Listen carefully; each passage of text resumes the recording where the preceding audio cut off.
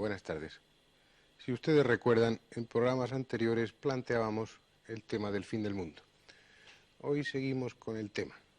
Lo terminamos.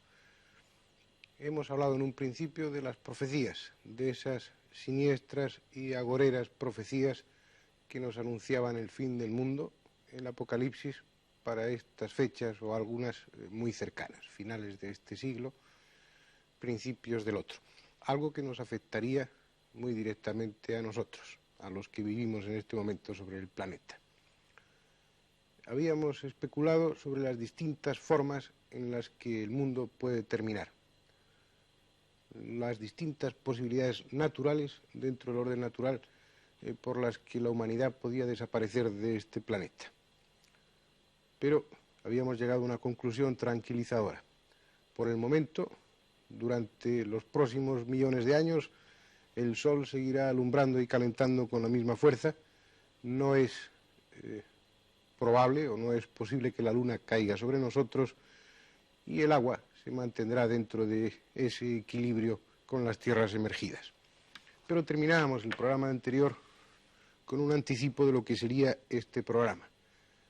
Todas esas causas naturales llevarán con toda seguridad al mundo a su final, pero dentro de mucho tiempo, si no tuviéramos en cuenta otro factor.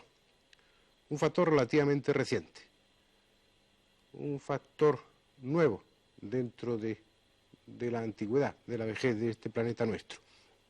Un factor reciente, pero con fuerza suficiente como para alterar todo el equilibrio. Un factor nuevo, capaz con su propio esfuerzo de llevar el mundo a su destrucción. Me estoy refiriendo evidentemente a nosotros, al género humano. Podemos comenzar por cualquier parte, por ejemplo, por el aire. Nosotros estamos respirando oxígeno. El oxígeno es un elemento fundamental para casi todos los seres vivos. La pregunta es de dónde procede ese oxígeno. Ese oxígeno procede en su mayoría de las diatomeas. Las diatomeas son unos pequeñísimos vegetales, unos minúsculos vegetales que flotan libremente sobre la superficie del agua, sobre la superficie del mar. Esas diatomeas que componen el alimento principal de la mayoría de las especies marinas son a su vez las responsables del 70% del oxígeno que existe en la atmósfera. Esas pequeñas plantas, esas diatomeas, producen el 70% del oxígeno del cual respiramos y que nos es tan fundamental. El 30% restante del oxígeno es producido por las plantas de origen terrestre, por los vegetales terrestres. Sin embargo, ese oxígeno estamos gastándolo en cantidades exageradas. Ese equilibrio producido entre la fabricación de oxígeno por parte de los vegetales y el consumo de oxígeno en los procesos de oxidación está ya roto. Y lo hemos roto nosotros. Lo hemos roto con muchos factores. Uno de ellos es la aviación. Un avión del tamaño de un Boeing 707 consume aproximadamente 35 toneladas de oxígeno cada vez que cruza el Atlántico. Imagínense ustedes lo que consumirá un avión como el Concorde o como el Jumbo. Se calcula que continuamente, en cada momento, sobre el cielo nuestro hay unos 3.000 aviones. 3.000 aviones que en los próximos años se triplicarán. No es utópico pensar que en la próxima década el número de aviones que continuamente hay sobre nuestro cielo sea de 10.000 en cada momento. Ahora, en estas fechas, en este momento nuestro, se están consumiendo al año unos 16 millones de toneladas de oxígeno, solamente con el tráfico aéreo. Pero dentro de unos 25 años esa cantidad se transformará en unos 160 millones de toneladas de oxígeno. Realmente una cifra alarmante, siendo una materia tan vital, tan imprescindible, tan necesaria para nosotros y que, según parece, gracias a nuestra tecnología, estamos consumiendo en cantidades demasiado importantes ya. Pero esto es solamente parte de ese problema. Existen otras muchas bocas hambrientas que están devorando continuamente oxígeno. unas bocas hambrientas consecuencia de nuestro desarrollo tecnológico. Los motores de combustión, las chimeneas de las fábricas, los incendios forestales. Progresivamente va aumentando el consumo de oxígeno por una parte, y por otra parte el hombre, en vez de cuidar que paralelamente a ese consumo de oxígeno aumenten las plantas, que son los productores de oxígeno, el hombre está haciendo todo lo contrario. Continuamente se destruyen los bosques, se transforman en papel o son sustituidos por cultivos que ciertamente son más rentables a corto plazo, a largo plazo no, puesto que producen muchísima menos cantidad de oxígeno. Hoy, en este momento, ya no se puede contar, como en el pasado, con esas grandes reservas que eran las selvas de África y las selvas amazónicas. Ya ha llegado la civilización ahí y cada minuto que pasa se están destruyendo enormes, extensas áreas de zona boscosa. Afortunadamente, esos vegetales terrestres, esa flora terrestre, produce nada más que el 30% del oxígeno. Quedan las diatomeas, nuestras grandes productoras de oxígeno, pero las diatomeas ya están empezando a disminuir. Y gracias también a nosotros, gracias a nuestra actividad como humanos. Gracias al DDT que arrastran los ríos desde las zonas cultivadas hasta el mar. Gracias a los productos de desecho que arrojan las fábricas sobre las costas. Gracias al petróleo que se está derramando día a día sobre el mar. Un petróleo que forma una delgada película que impide la vida de estas plantas tan vitales, de las diatomeas. Llegará un momento en el que el hombre se morirá de asfixia. Llegará un momento en que al hombre le faltará el oxígeno. Y según la marcha que llevamos, eso no se producirá precisamente dentro de millones de años, sino mucho más cerca de lo que muchos piensan. Es cierto que los gobiernos tienen conciencia de estos problemas. Incluso nombran comisiones de vez en cuando para ocuparse de este desequilibrio entre el producto y el consumo del oxígeno. Pero siempre hay artículos, hay actividades, hay problemas mucho más urgentes. Por ejemplo, el del armamento, de ello ya hablaremos extensamente después. Y estos problemas se van encontrando desplazados sobre las mesas en tantos y en tantos ministerios de todo el mundo. Sin embargo, es un problema que está ahí, es un problema que lo estamos padeciendo ya. Lo que es seguro, aunque ese problema del oxígeno se nos plantee a más o menos largo plazo, yo creo que menos de lo que muchos piensan, lo que sí es claro ya es que estamos convirtiendo a nuestros mares en auténticas cloacas. Y si no, tenemos como elemento de juicio próximo a nosotros lo que está sucediendo con el mar Mediterráneo. Es el 9º mar del mundo en cuanto a extensión, mayor incluso que el Océano Índico y el Océano Glacial Ártico. 4.240.000 kilómetros cúbicos de agua. Un mar cerrado, con un gran índice de evaporación. Si no fuera por su comunicación con el Océano Atlántico, en poco tiempo solo sería una charca cenagosa. En él se vierten las cloacas, los residuos de las fábricas y una cantidad bestial de hidrocarburos. Cuando se habla de las mareas negras, de ese petróleo arrojado al mar por el naufragio de un barco, solo se habla de una parte del problema. Nuestros mares están enriquecidos ya con unos 13 millones de toneladas de impurezas. Los más peligrosos son el petróleo y los aceites, ya que flotan en la superficie del agua y no se diluyen. Si se utilizan detergentes, como habitualmente se hace para dispersar el petróleo, estos detergentes al disolverse forman hidrocarburos, que aún en bajas concentraciones son fatales sobre las larvas de individuos jóvenes de las especies marinas. No hay un ápice de exageración al decir que nuestros mares están condenados a muerte, y con ellos nosotros mismos.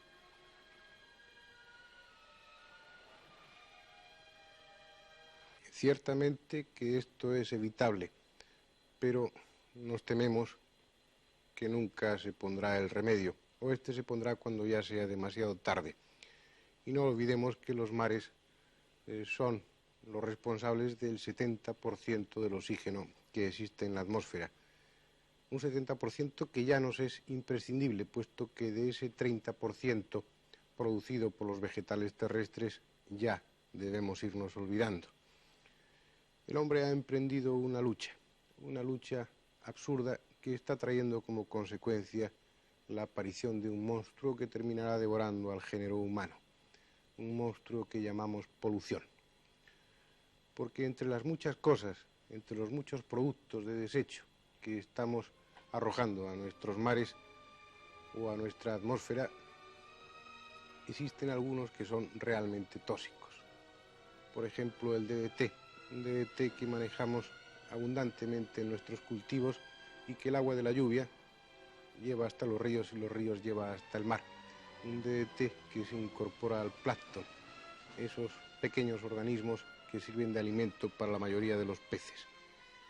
Ya los peces tienen grandes cantidades de DDT en sus tejidos. Y no olvidemos que más de la mitad de la población mundial cubre sus necesidades de proteína única y exclusivamente con el pescado. El hombre ya ha cerrado ese ciclo con el DDT, y ese DDT que en un momento le sirvió para proteger sus cosechas, ese DDT, que es un fuerte tóxico, ya se ha incorporado al tejido de los hombres, al tejido de los humanos.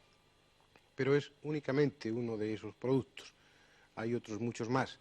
El mercurio ya está difundido ampliamente por nuestra atmósfera.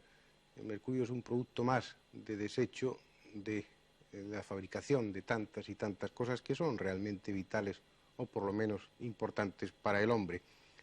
Pero no solamente el mercurio, está el plomo. El plomo es uno de los peores tóxicos que ya están en todas partes, ya están muy difundidos en la atmósfera, especialmente en nuestras ciudades, sobre todo desde el año 1973, en el que se enriqueció el combustible con tetraetilo de plomo para una mejor combustión, para un mejor funcionamiento de los motores.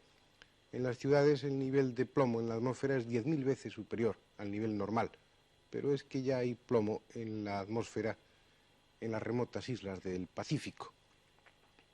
Y es una larga lista, prácticamente inacabable, de tóxicos que ya están en todas partes.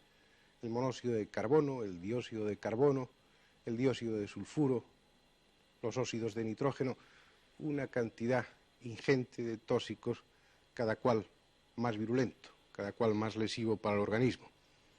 Es realmente un mundo extraño este que hemos creado, un mundo donde cada año mueren unos 40 millones de personas de hambre, mientras en otras zonas se queman o se destruyen cosechas para mantener los precios del mercado.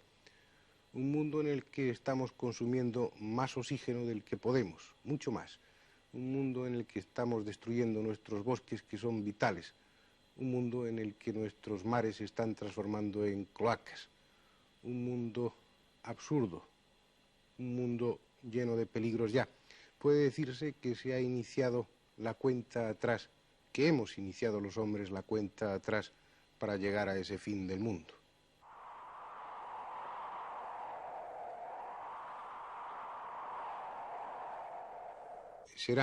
Está siendo ya una marcha lenta hacia el fin del mundo, una larga y silenciosa agonía. Si es que el hombre no encuentra la solución, que probablemente la encontrará, y entonces ese fin llegará sin esperar mucho.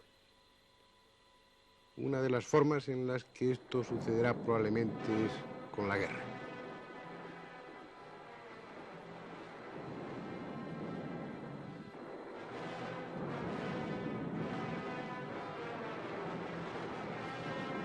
El mayor peligro para el hombre lo representa el hombre mismo, animal inteligente y absurdo, capaz de matar por el más leve motivo. Cualquier excusa es buena y hay cientos de ellas. La mayoría del planeta pasa hambre. Cada año, como decíamos antes, mueren unos 40 millones de personas, en su mayoría niños. Y esto es consecuencia de un desequilibrio que existe entre los países. Mientras no se establezca ese equilibrio, las guerras seguirán existiendo. Y con toda probabilidad, ese equilibrio no se conseguirá nunca.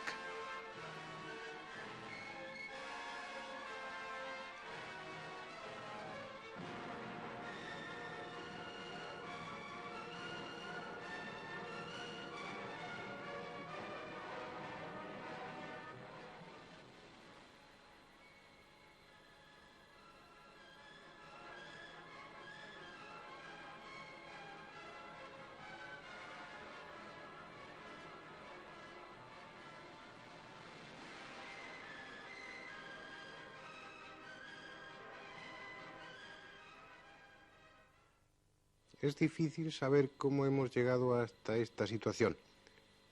Será difícil saber cómo hemos llegado cuando lleguemos al final, si es que queda alguien para hacerse esa pregunta.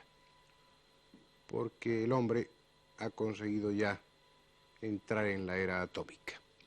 La más fabulosa fuente de energía del universo está puesta ya en las irresponsables manos de los humanos. El hombre de hoy, el hombre de esta era, vive ya con un peso, con un angustioso peso sobre su espalda, el de la posibilidad de una guerra atómica, lo que probablemente sería el auténtico final, un final que puede suceder en cualquier momento ya.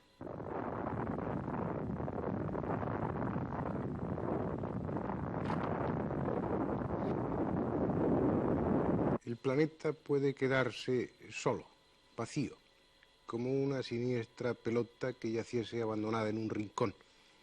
O por el contrario, si no existieran las guerras, si la marcha demográfica sigue como parece que está siguiendo hasta ahora, dentro de unos 200 años, esta Tierra será no ya una pelota solitaria y abandonada, sino un planeta cubierto, pisoteado literalmente por una humanidad hambrienta y apretada. Una humanidad que ya en muchos puntos del globo parece no encontrar sitio suficiente para convivir. De todas formas, parece que ese problema va en camino de resolverse, como si el hombre estuviera encontrando la solución de una forma inconsciente. El índice demográfico va descendiendo, los nacimientos son cada vez menores, al menos en los países con un nivel técnico y con un nivel de desarrollo suficiente. Es la única posibilidad para mantener el equilibrio, puesto que si conseguimos que la mortalidad infantil vaya disminuyendo hasta unas cifras afortunadamente muy pequeñas, si conseguimos que los hombres, que las personas vivan muchos más años, conseguiremos también, con el paso del tiempo, que el hombre no quepa en su propio planeta. Afortunadamente, como les digo, parece que el índice de natalidad está disminuyendo ya, porque si no, para nosotros o para nuestros hijos y para nuestros nietos, empezaría a ser un problema angustioso. De todas formas, no deben ustedes preocuparse de que esto suceda. El fin llegará probablemente mucho antes. Y llegará gracias a esa energía atómica de la que hablábamos antes, gracias a esa acumulación de armamento tan ilógica, tan absurda como peligrosa. Ustedes recuerdan lo que pasó en Hiroshima, lo que pasó con la explosión de una bomba atómica. Imagínense ustedes el efecto que causaría la energía desarrollada, la energía destructiva desarrollada por una bomba 2500 veces más potente. Y una bomba de hidrógeno normal y corriente es eso, 2500 veces más potente en su capacidad destructiva que una bomba atómica. Pero la bomba de hidrógeno ha dejado ya de ser ese arma total. En esta loca y absurda carrera del armamento hemos conseguido cosas prodigiosas, algo que muestra un nivel técnico considerable para un género humano como el nuestro, que lleva pocos años de evolución técnica. Hoy una bomba de cobalto, es decir, una bomba de hidrógeno recubierta de cobalto, tiene una capacidad destructiva asombrosa. Pero una bomba recubierta de uranio 238, una bomba de hidrógeno recubierta de este tipo de uranio, es aún más destructiva. Una bomba de nitrógeno lo es aún mucho más, pero existiría un arma definitiva que sería la bomba de californio. Afortunadamente, el californio se podía conseguir en cantidades minúsculas, en cantidades insignificantes, pero después de las experiencias con las bombas de hidrógeno se ha podido comprobar que en las consecuencias de esas explosiones puede recogerse después californio en cantidades considerables. En este momento la bomba de californio es un hecho, es algo que está al alcance de muchos o de los suficientes de los países tecnificados de este planeta, de este mundo. ¿Por qué angustiarnos ya con que el oxígeno se acabe? ¿Por qué angustiarnos ya con que la humanidad esté muy apretada y no quepa sobre este planeta? ¿Por qué angustiarnos con el fantasma del hambre? ¿Por qué preocuparnos de todo eso cuando el fin del mundo, este fin del mundo del que hemos hablado a lo largo de 3 programas, puede suceder en cualquier momento, en cualquier instante? Tal vez ahora mismo. Bastaría con que un científico que ha puesto en manos de los militares todas esas potencias se volviera loco. Bastaría que un político fuera lo suficientemente paranoico para ello. Un simple dedo, apretar un botón y el fin del mundo sería un hecho.